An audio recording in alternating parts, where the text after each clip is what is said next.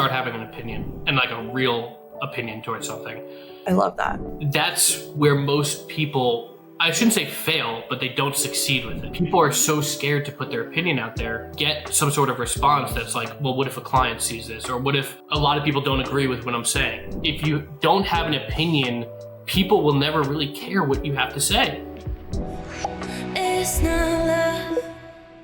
I'm your host, Tammy, owner of The Simple Touches, and today I'm super honored to be joined by John Natale, owner of Natali. Thank you so much. Welcome to the pod, John. Absolutely. I'm excited for this conversation today. Me too, because you do a multitude of things. So tell us, before we jump into social media stuff, what is Natali? It used to be something simple. I've been in real estate for a long time, and for about 16 years now, since 2008. And at this point, Natali is, like you said, a few different things. I have a real estate company, so we own Natali Realtors. I own a coaching company as well, Natali Coaching. And we've launched it, but now we're actually really diving into it, the Natali Media side of things.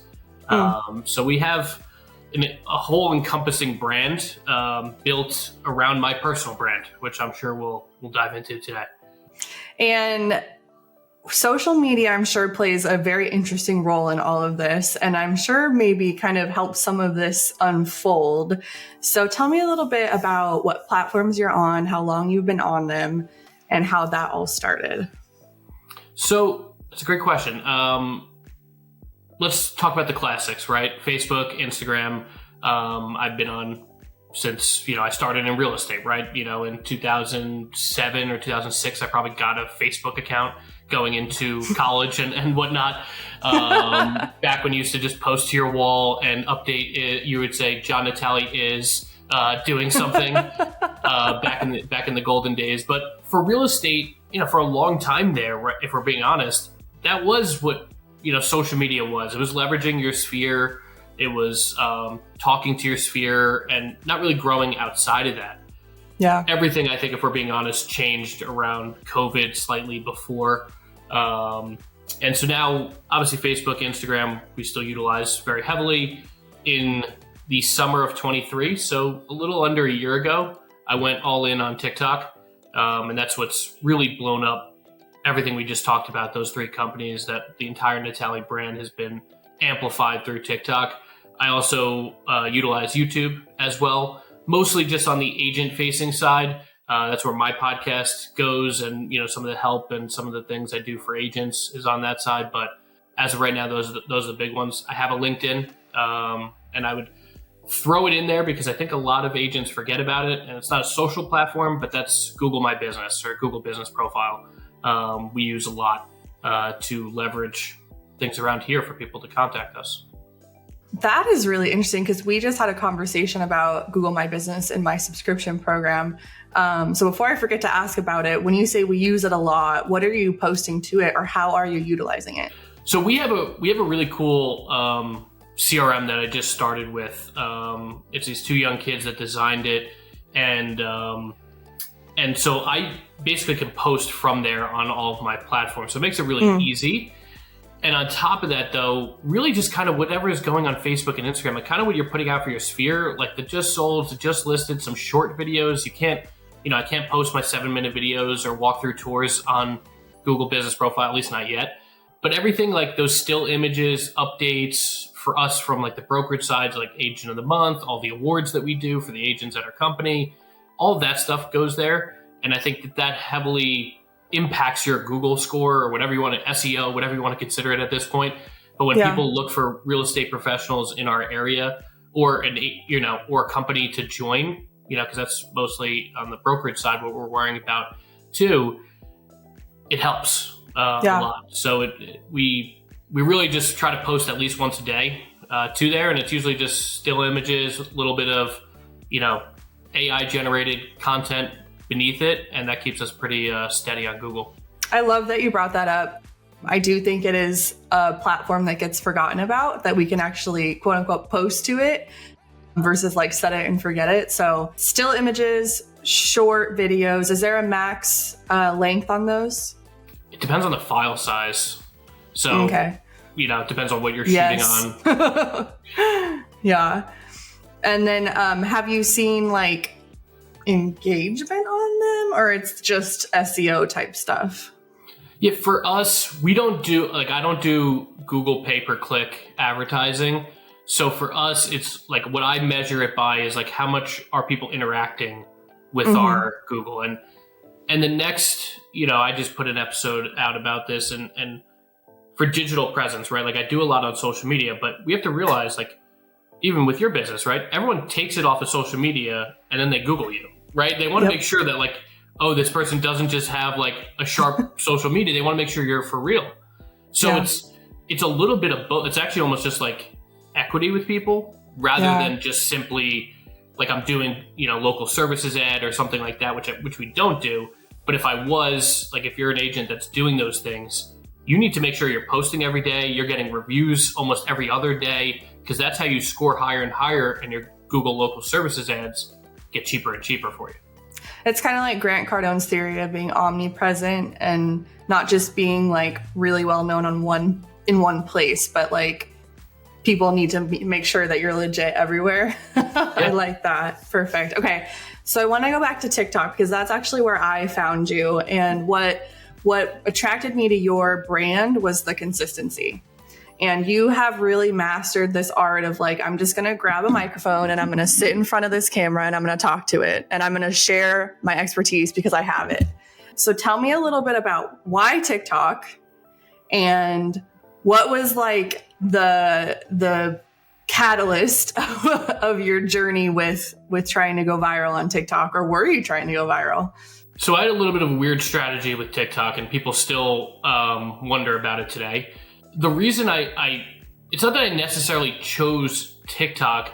When I started just going all in on like content creation, video content creation, I would be having a very similar, posting plan, if you want to call it that, content plan for all platforms. And I just very quickly noticed TikTok let you reach more organic people a lot faster. Yeah. Especially last summer. And it's honestly still the same. When I saw, Instagram, for me, it just took too long to reach people, unless you had a lot of followers already. So like for me, I didn't have a lot. It was always just, my sphere and, some other people that followed me. So when I went all in on TikTok, I already saw other agents that I was like, okay, you know what? Like, not that this means any offense, but like this person is not that knowledgeable. And look, they have 15,000 followers, 20,000 followers. And it's not like an egotistical thing, but I'm like, if I just share my message, let's see what happens. What's the worst that could happen? Yeah. And that kind of psyche towards it changed everything. And so when I set out on TikTok, I also have two accounts. I have a more consumer-facing, actually a purely consumer-facing account, and then I have an agent-facing account.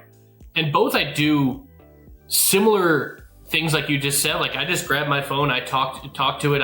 I do some different things now, of course, but that's how I started. I literally just sat in a chair in our Natali headquarters, and I literally just sat there with a mic, with a crappy like $30 mic, because I didn't really know if this was going to take off. I didn't want to invest too much.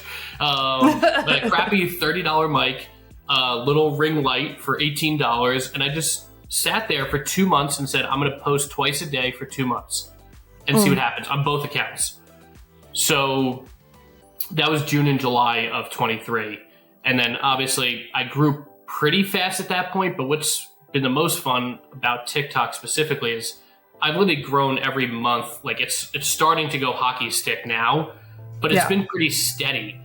You sometimes come across these accounts that have one video that went to 7 million and they have 5,000 followers and, 1.2 million likes, but then you look at all their recent stuff and it's, 200 views, 200 views, 200 views. Yep. I think the cool thing that I've done is literally just capture an audience and grow that audience steadily throughout the last 10, 11 months or so. That you hit like the nail on the head, because I have a lot of clients who are kind of in that bucket where they're like, okay, like I had this one video that did well. I have no idea why. And then now the rest of my stuff is crud. And like, what do I do now? And so You're saying that you just stuck with it. You stuck with your plan. You didn't change anything. And you're just seeing it kind of exponentially grow on itself 2 times over on TikTok. Is that correct? Yeah. And I think I tell people this all the time, whether it's people in our coaching family, if it's just agents who DM me for just a little bit of help, I spend a lot of time doing it. And early on, I spent an exponentially more time doing it. Now it's a couple days a week where I'm coming up with the content and whatnot. But every morning, like I wake up, I'm one of those weirdos who wakes up really early in the morning.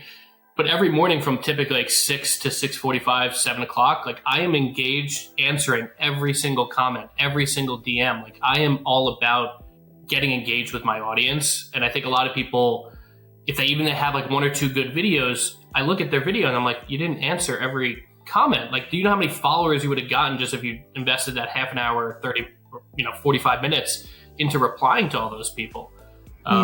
Because we also have to realize the way, and Instagram's changing to be somewhat similar to this. TikTok, people view the video as they read the comments.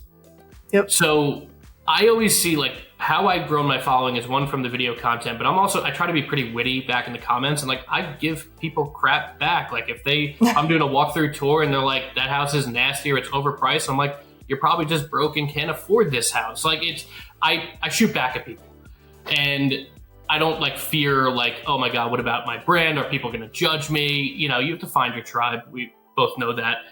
And what I find is like people will like my comment, and then they follow me. So if you're not getting engaged and like being witty or funny or just yourself back, you're losing out on a lot, in my opinion. Yeah, I think I've learned this the hard way. I mean, I started my business in 2020 and I was so afraid of being disliked. And that's like the worst thing you could be when you're trying to build on social media, because you're gonna be you reach a certain amount of people, at some point, people are going to dislike you, something about you. And so by trying to make everyone happy, your content goes bland. And so you need to have some sort of personality. You need to have some sort of opinion, which everyone has, but they're kind of afraid to lean into it, I feel, sometimes on socials. What do you think? 100%, 110%, to be honest. That's the biggest fear I think people have. And it stings. Like I remember so June is really like, I had been posting videos like probably once a week, once every other week, like all that other stuff, like before June of 23. But once I was like, I'm going to go all in on this, like I started getting an audience. And I remember I did like a day in the life video, and I was like me working out in the morning. And if you're watching this on video, you can see I'm a little bit of a bigger guy. And I remember like one of the first comments I got on that video was like, if you're working out that much, oh my God, you should be a lot thinner or something. Like you're going to die soon. Like, I'm just trying to exercise in the morning. Like this is not. Yeah. And I remember like how much it stung, right? That first time that someone just drops something horrible about you. Yeah. And now 11 months later, like I feed into that. Like I just put up a video, like, if you have ever watched me, I'm very adamant about all the NAR stuff going on. I'm very adamant on the job that we do as agents. I believe in how hard we all work. And, I have no problem like fighting right back or, calling out the trolls for what they are. And I recently put up a video now that was like, it was just me putting a sign in, and it was like, POV when they say all you do is open up doors. And the amount of negative comments like, oh my God, what do you think you're special because you put a sign in, not realizing that that's what I'm doing now, is just making fun of the people who come after us. So it doesn't happen overnight. And I tell people, you start to make it. And I have an agent at my company who's starting to do a lot of the walkthrough tours that I do. And I say, you make it when you start to get those really negative, hateful, truly hateful comments. Yeah. And I think that's where you need someone like either your best friend, a spouse, someone that you can lean on and be like, what should I do about this? Like, I'm really hurt by it because it's scary and it feels like crap. Yeah. But you have to get past it. Now, I like look forward to it because it's just engagement. I have a viral one on Instagram right now where like, I don't know, 95% of the comments are negative, but it's reaching, almost 1 million people at this point. So it doesn't really make a difference. You actually have to find the negativity to draw the engagement in. Yeah, I had a girl in my subscription program. She used one of my prompts and she was like texting me every milestone. She's like, oh my God, it's at 20,000. It's at 50,000. It's at 1 million. She's like, but all the comments, not all, most of the comments are negative. I was like, girl, welcome to the club. Like, that's what it's, I mean, you're not going to make everyone happy, and that's okay. Like, you know, you're not everyone on social media is going to be your client. Not everyone's going to be your friend. And you're exactly right. Like, the negative comments fuel the fire of engagement on these platforms, and it makes you have thicker skin after a while. 100%. Unless it reflects negatively on my business, I just kind of leave it. If it reflects negatively, I delete and block and move on with my day. But other than that, it is what it is. Like, I know who I am as a person at this point. So yeah. And I have on my agent facing account, which I'm more talking about some of the NAR issues, like all the stuff, all the changes happening. That account, I think I have 950 people blocked from. Like, think about like how many like god awful comments that is, that I now at this point you just block them, right? Yeah. Anybody who like debates me or like, you know, wants to, like, you can tell they honestly they're just angry about a situation, like not just coming for me personally, like they're just, whatever the comment is, I do answer them. And most times when they, especially when you have a bigger following, people don't actually expect to just be saying it into, you know, Neverland. The abyss. Right? Yeah, they didn't think you would actually answer. And then when you do, like, I get a lot of responses back like, oh man, I'm so sorry for saying that. Like, I didn't mean it that way. Do you really? Yeah. Wow. Interesting. Yeah. Cause I'll get, like, I understand why you're saying that. However, this is what I see. Cause on my consumer facing side, I talk about the housing market, how hard it is for younger people in America to buy homes. We have really expensive real estate here in New Jersey. So when I do walkthrough tours, you know, I say it's a great price. Like, I just put up a video yesterday. I was like, this is an unbelievable price for $900,000. And people are like, oh my God, how could you say it's an unbelievable price? I'm like, well, a little 2-bedroom house at this point near us is $750. So this for $900 is a great deal. You got a pool, you got a finished basement, 4 bedrooms, nice new kitchen. It actually is a great deal. It might not be in, you know, Topeka, Kansas, but it is here. So here's a question for you. I feel like it is very challenging to keep a consumer facing account engaged if it's 100% real estate content. How are you seeing that with your account? Are you incorporating personal content there? What are your thoughts on that? So I have some differing thoughts than a lot of people on this, and I'm wholly open to some debate with you or anybody about it. But so I also have a little differing viewpoint too, because of some of the, not necessarily the content I put out, but the reach that I do have, especially here locally. And I'll share a story of why I changed my mind. So early on, I absolutely would. Even in my video content on TikTok or on Instagram, I would incorporate my family. I do the whole 80-20 thing. And because I thought it would resonate with people, like, okay, you know, he's a family man, he's a proud dad, he's a proud husband. That helps connect to an audience. However, my viewpoint changed in the fall when I started having strangers DM me after seeing my family. Like, I'd get DMs like, hey, I just saw your family in Costco. Didn't want to say hi, blah, blah, blah. Like, but, you know, big fan of everything you're doing. And it was never negative. But right. I'm like, weird. It's a little weird. It's also good for, like, and now I go places and people come up to me and not like a, you know, hey, let me take a selfie with this guy from TikTok, but like, just like, oh, I see you all the time. Are you that guy? So when you're knowingly putting your family out there, because then now if they become a part of my content for my business, when my wife and son are just out at a playground and somewhere, are someone going to see them and, you know, could they possibly be weird towards them? And that's never, and especially because I do, you know, engage with trolls, because I also talk about very debatable issues about housing and, you know, boomers versus millennials, like all this stuff. The last thing I ever wanted to do was put them in a situation where some crazy person is like, oh my God, you're that guy's wife. Like, you know, I'm not going to curse on your podcast, but like, go screw yourself. Like, and who, like, just for me to get a couple more views or for people to know that I'm a family man, like, that's what changed everything for me.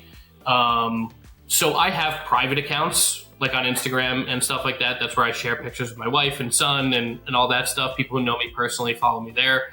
It's a private account, so it's not public. And then I try to mostly keep them off the other stuff. I blend it in very, very minimally so no one would actually know who they are. And then there's the whole other side of it too, especially with TikTok. You go on some of these videos where there's, a 9-year-old dancing, whether it's a boy or girl, and you look at the amount of favorites it has, and it's, no one on those accounts will ever disclose who's favoriting them, but we all know who's favoriting them. It's not the other stay-at-home moms that are about to do that same dance video. So that whole side of it changed everything for me. And I think when it comes to, putting up a picture of my son, we just had like a touch a truck thing in our community. I shared that on my Instagram story, right? But again, it's maybe 2 or 3% of my content is my family. Okay. But I am differing from a lot of people. I'm wondering what your thoughts are. So, I'm a big believer in there's no one right way to do this, right? And obviously, if you found a way that works for you, don't break what's working, right? I think that you have found a way to create engagement with your really strong viewpoint and your really strong opinions. And I think that's awesome. I think a lot of people struggle with that. And maybe they haven't found their brand voice yet, or they're not as experienced in the industry as you yet. So in order to come up with a different way to relate to people, they bring in the other pieces of their branding. I think it's a more common way to do that. I personally struggle with sharing my personal life on my business page. It's hard for me. I feel like a lot of my followers don't want to see that, but then I do share and then everyone loves it. So it's hard, I think there's a fine line. And I always tell my clients who have this same question, I'm like, if it's a safety concern, keep it separate. But if it's not a safety concern, I don't see an issue with sharing your personal life if you are comfortable with it being public. But then I also think it depends on how far your reach is. If you're reaching 1 million people a day, do you really want your 10-year-old being seen by that many people? That's a question you need to ask yourself as well. Yeah. And that's, my TikTok on the consumer side is hitting anywhere from 2 to 5 million people per month. Mm-hmm. And, that's a lot of people. And I agree. And again, it changed as I went on. I think if you're early on in your journey, if you're just trying to figure it out, kind of like you said, you don't know what your content should be just yet, and you are okay with it, or your kids are okay with it. I only have my son's, he's going to be 4 in a few months, so he's young. There's a whole side of it too. If you have a 2 or 3-year-old, and I talk about this with plenty of the moms in my coaching family, is if you have a young kid, what are they going to think 12 years from now if you're putting up things that you think are cute and embarrassing? It could be embarrassing to them when they're 12 or 13 if it goes massively viral, and they become that kid. So there's a lot that goes into it, but I think there is a strategy in the beginning, just to get you comfortable, because it's easy to share what's going on in your life. I tell people just to basically, when I tell people strategy, it's pick up your iPhone and you are the content. Your life is the content. It's really that simple. Just make everything you do, think about how this could be content. So if you're a big family person, you're a mom, you're a dad who's really involved in your kid's life, it's kind of hard not to, at least in the beginning. But once you start having that reach, I think, and you have a stranger or two come up to you, or you get a weird DM, that's when it might change for you. Well, and for everyone listening too, I think there's different iterations. Well, I know there's different iterations of your content strategy. So depending on, where you're at in your business, where you're at, maybe your niche is changing, maybe you move markets, maybe, whatever happens with your business, maybe all of a sudden you do go viral and you have more people watching you and more eyes on you. So it's okay to change your strategy depending on what's going on. Your strategy is flexible. It's not set in stone. So if you are incorporating your family now and then something happens and then you're okay, Once I started incorporating the podcast snippets into my content strategy, something had to budge. So then, I had to take that out to put the podcast teasers in. So everything is fluid, and you just try something out for a month or two, look at your analytics, and go from there. I think the point you just had there is one of the biggest things people miss, is that you always have to be, like in our coaching group, we have a phrase, and again, I won't curse, but we can guess what it is, but it is F it and find out. Or F around and find out, sorry. And that's what we believe in. And like, that's what I've always believed in. And you can't just say now, if you're early on in your journey, you can't just say I am going to be the person who posts with my kids 3 times a week and all this other stuff. Platforms change, algorithms change. They change almost every week at this point. So you have to change. And whatever you do, like I said, in the beginning, June and July of last year, probably 1 in every 4 or 5 of my videos had my family in it. I would do even Costco tips, park near the, when you have a young kid, park near the, by the cart return thing, so you don't have to walk a mile when you have a young kid. But that was what I would put up in the very beginning. But then once it got, okay, wow, John, you're reaching a lot more people. Wow, someone just DM'd me that saw me at Costco. Wow, someone just DM'd me that was at the grocery store, and someone else was out at the park, and it gets a little bit weirder. And then I changed, right? And that's where my viewpoints kind of changed. And I think nobody has to, I would never, and I have people in our coaching family that, post with their kids, and I have no problem with it. It's just everyone has to determine what's best for them. And I think everyone should just be aware of everything that does happen, though, for themselves to make that best decision. Definitely. Okay, so switching back, so there's a lot. It's May of 2024. There's a lot happening right now, with the TikTok maybe going away. We're not sure. Instagram is making a lot of changes. What are your thoughts on trying to kind of protect or be proactive with some of these changes happening? I think, I think everything with the TikTok ban is highly political, and we're not going to dive into the politics of all that right here. The reason I kind of like you have right now, with the podcast as well, is you have to diversify. If you're going to have content be a strategy, you can't be just one place. Literally just you're only on TikTok. You have no Instagram. You have no Facebook presence. You have no YouTube. You have no link. You have nothing else. Mm-hmm. Because then you're literally, one algorithm change can completely change your career. Not even if it got banned, just if the algorithm changes. Yeah. So I have differing strategies on all platforms. However, even recently, I've been trying to pull over my TikTok audience to my Instagram just in case it does actually get banned next year. Am I preparing for that? Not really, because I just think it's going to become an election issue where one side's going to say, hey, I'm not going to ban it, and the other side's going to say, hey, I'm going to ban it, and then we can all fight in America about it.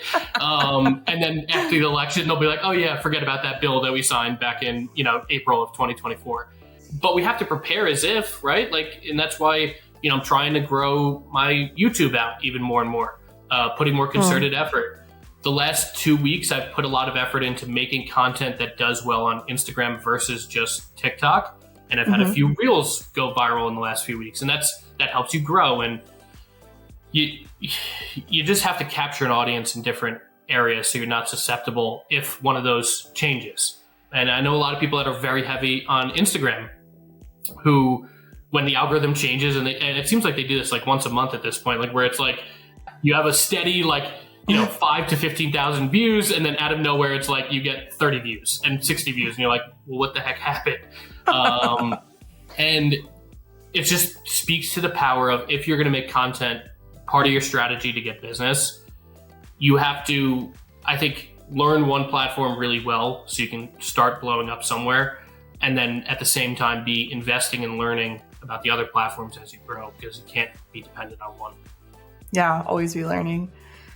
Tell me a little bit about the reels that went viral recently. Were there any patterns you noticed, or how did you figure that out? This is one of my biggest frustrations with Instagram. I'll be I'd say random. It's random. Yeah. You know, with TikTok, I kind of know when something has a good chance. There's specific types of videos I do. I'm like, this is going to do well. Sometimes it's 50,000 views. Sometimes it's 1 million views. Instagram is like so the ones that went viral are typically more either lip syncs or memes, meme videos. But they're random. Like some of them I'm like, this is hysterical. And then they, you know, get 1,500 views. And then sometimes I'm like, this is hysterical. And then I think one of my bigger ones has like 5 million. There really is no rhyme or reason to it on Instagram. And I think that's part of the frustrating process for some.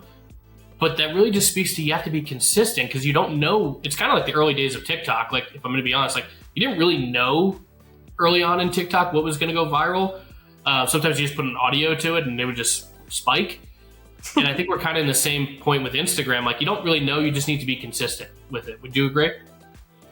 I feel the complete opposite.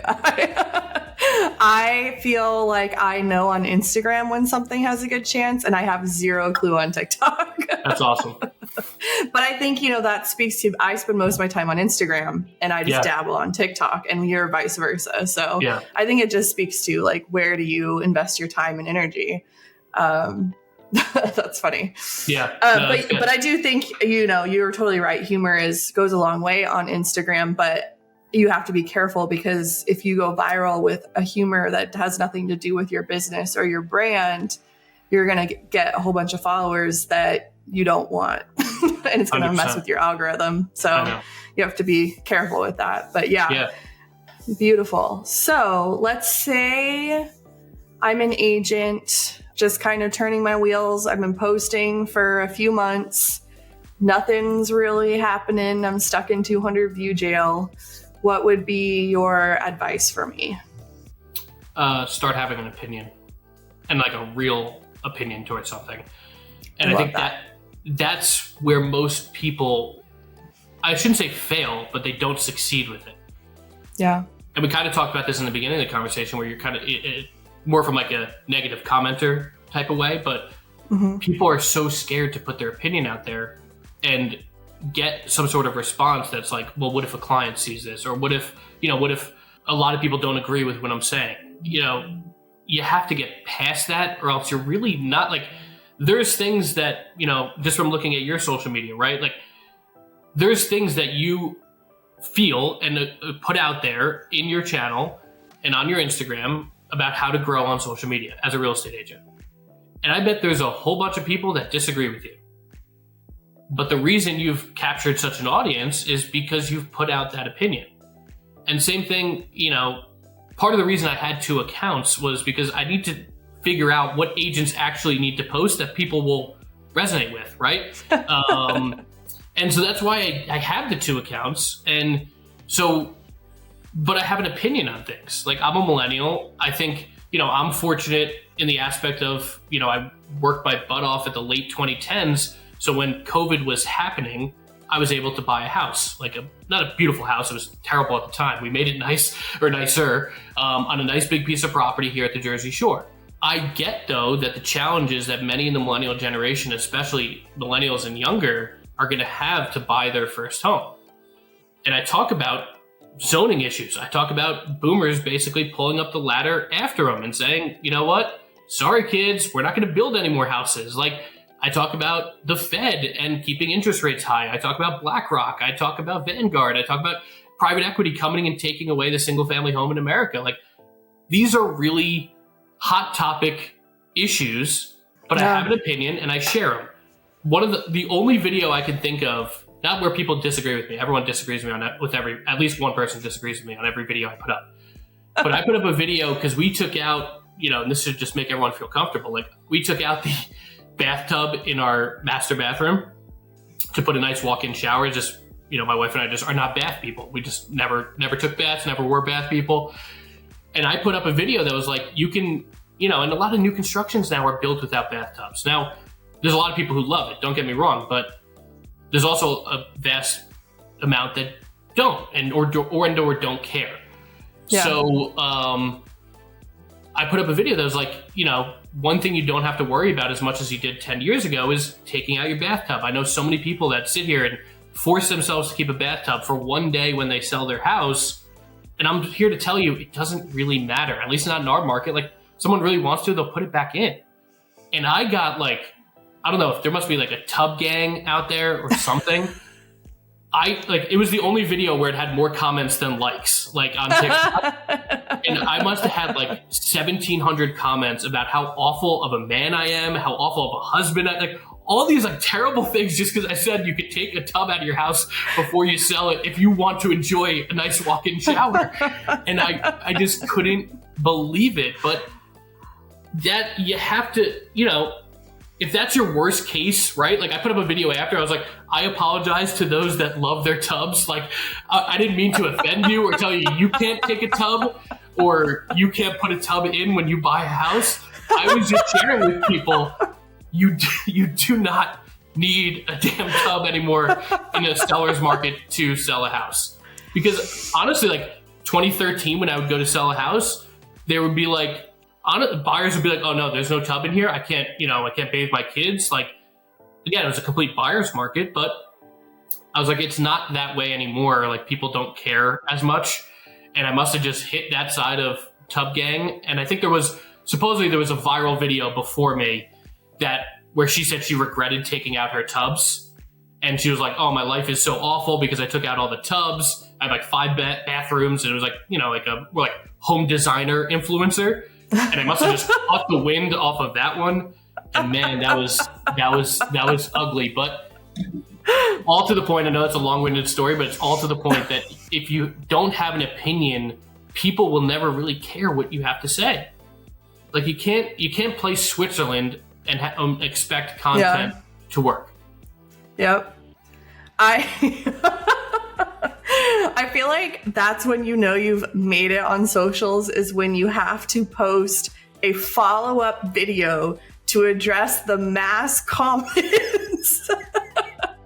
Because it's just like, you just weren't expecting like the mass opinions. But anyways, my other thought that I had as you were talking is I do think it's kind of a generational thing of like, we're scared to be disagreed with. And I'm a retired 8th grade teacher. And one thing that I worked with my students on is we had, we used to call them bounce cards, but we had sentence frames that we used. And one of the sections was how to like disagree with someone nicely or like respectfully. And it was like, I hear your point, but, or like, I see what you're saying, however. And so like, I feel like as millennials, we didn't really get a lot of that. Like, we just like, we hear disagreement and we think we did something wrong. And I feel like maybe that's kind of part of the reason, like, we're a little bit scared to put ourselves out there because we don't want to get that feedback. I don't know. That's just something that I was thinking about. I 100% agree. I think if we're being honest, and this is what drives me to create more content and find people that want to do this type of thing to get business, because it obviously works. It works immensely. But you have a little bit something different in you when you're willing to do that. And I would say, especially like millennial and under, we'll see what happens with Gen Alpha, because they seem to have that where they're like, I don't really give a crap, but they're not here just yet in the real estate industry.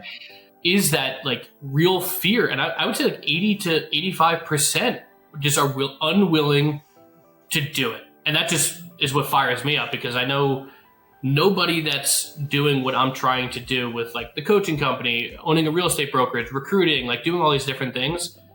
Like, I talk to these super successful, like have sold thousands of homes, like absolutely crushed it in their lives, their careers. They own a brokerage and they're 57 years old or 62 years old or 67. And I'm like, why are you not like sharing your expertise? And like, do you realize like how much that would help you recruit people? And like how much you could offer in terms of expertise to people?